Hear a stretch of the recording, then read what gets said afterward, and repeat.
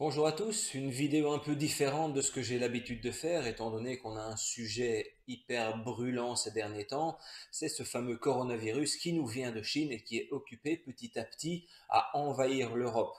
Je vois pas mal de réactions dans mon entourage et sur les réseaux sociaux du fait qu'on annule ou qu'on reporte certaines compétitions, genre le marathon de Paris et celui de Barcelone qui ont été reportés en octobre, la première manche de la Coupe du Monde de la WTS qui a elle aussi été annulée. Alors la première question qu'on peut se poser, c'est est-ce qu'il est normal et nécessaire d'annuler ce genre de compétition ou est-ce qu'on frise la paranoïa?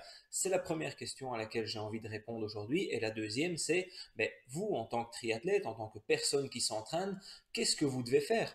Est-ce que vous devez stopper votre entraînement, vous mettre en quarantaine et fuir la majorité des gens qui sont autour de vous? Ou est-ce que vous ne devez rien changer à votre routine? On analyse tout ça dans les minutes à venir.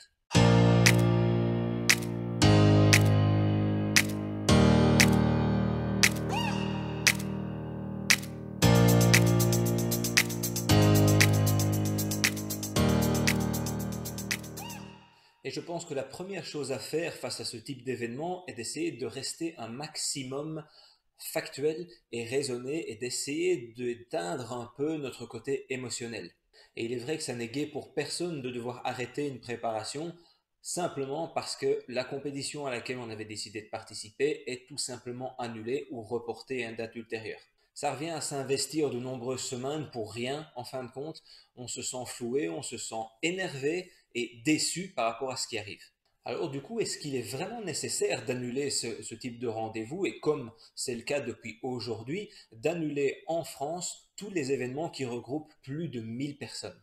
Alors bien que je sois convaincu qu'il eût été nécessaire de prendre des mesures bien avant de devoir annuler ce type de compétition, au vu de l'état actuel de cette épidémie, oui, il est nécessaire d'annuler ou de reporter ces manifestations.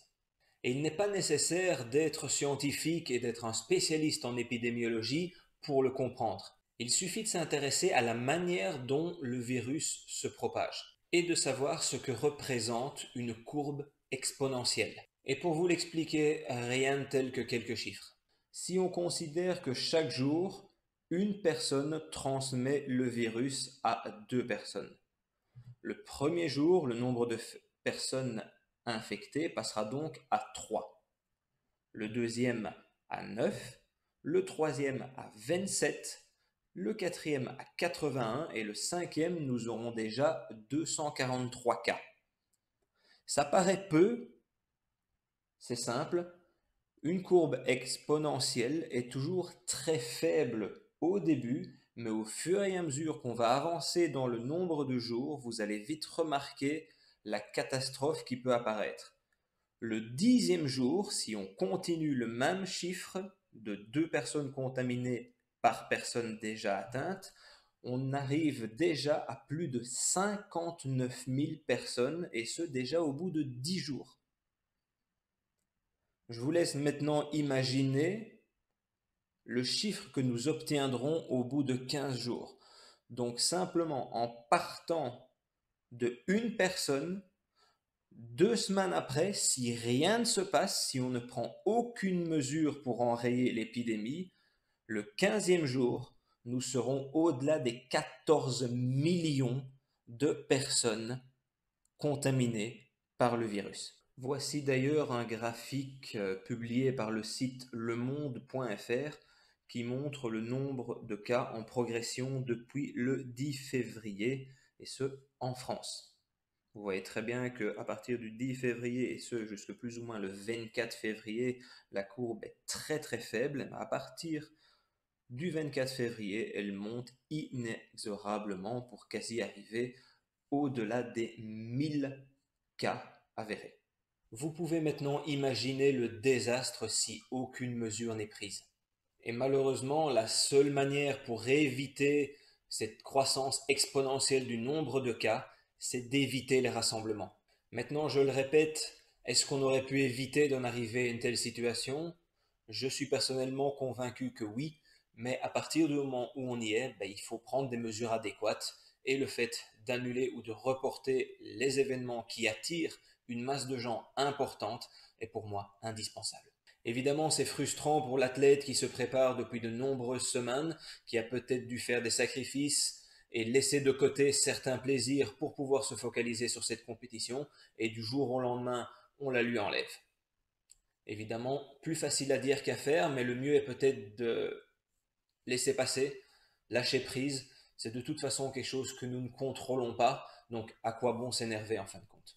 Et si vous n'êtes pas concerné par ces annulations ou reports et que votre compétition est toujours bien maintenue à l'agenda, est-ce que vous allez continuer votre entraînement comme si de rien n'était, ou vous allez vous planquer chez vous et attendre que cette épidémie se passe? Évidemment, en tant que personne qui fait du sport régulièrement, vous n'êtes pas à proprement parler une personne à risque. Et vous seriez en droit de vous dire que finalement, ce virus, vous n'avez pas besoin d'en tenir compte, ça ne vous concerne pas. J'aurais envie de vous dire que vous avez entièrement raison de réfléchir de cette manière à une petite nuance.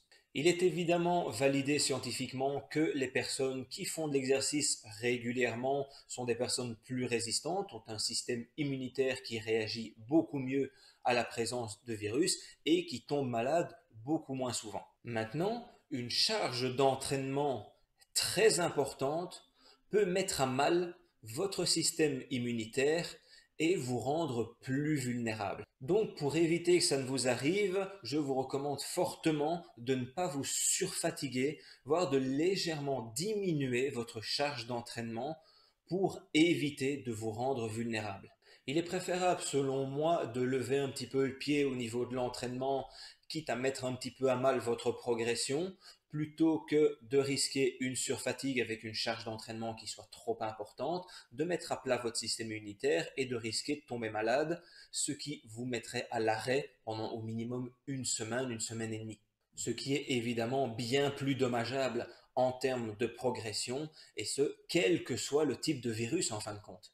Évidemment, une nouvelle fois, le but ici est de rester factuel et raisonné plutôt que de se laisser aller à la paranoïa ou à se laisser emporter par ses émotions, même s'il faut bien l'avouer que la situation actuelle n'est pas entièrement sous contrôle. Donc ne pas céder à la panique est une chose, mais également se dire que nous sommes responsables de la non-propagation de ce virus est tout aussi importante selon moi. Donc voilà, cette vidéo avait uniquement pour but de vous exposer un point de vue concret, réaliste et non émotionnel, ça je pense que vous l'avez bien compris, et pourquoi pas d'ouvrir une discussion sur le sujet. Si vous avez des commentaires, n'hésitez pas à les laisser sous cette vidéo. Si cette vidéo a pu vous être utile, laissez un like et partagez-la si vous pensez qu'elle peut être utile à quelqu'un d'autre. Abonnez-vous à la chaîne si ce n'est pas encore fait et si vous voulez être tenu au courant des prochaines publications. D'ici là, entraînez-vous bien, portez-vous bien. Salut!